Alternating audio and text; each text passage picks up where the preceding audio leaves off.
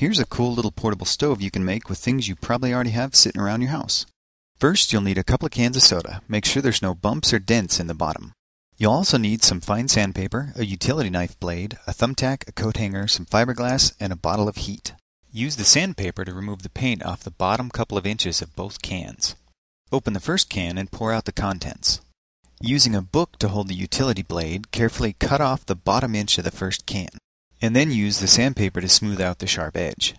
Use the second can to stretch out the lip of the bottom half of your stove. Now just add some fiberglass and your bottom half is done. Make the top of your stove the exact same way. Before assembling the two pieces, you'll need to use the thumbtack to create a fill hole in the top half. Now comes the tricky part. Carefully place the top half inside the bottom as level as possible so the edges don't catch. Use a shim from the leftover piece of can if you're having problems getting it to fit. Once you have it lined up, squeeze it together as tightly as you can get it.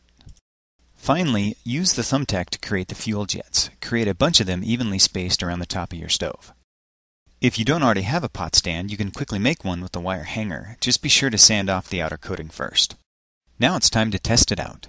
Slowly pour the heat into the stove, giving it time to drain through the fill hole. It doesn't take very much. A few tablespoons is enough to boil a pot of water. This type of can stove must be preheated for a second before the vapor pressure will sustain the jets. Once it's lit, put the pot stand over it, and then you're ready to cook. So whether you're camping or just forgot to pay the electric bill, now you can make a tiny stove even MacGyver would be proud of.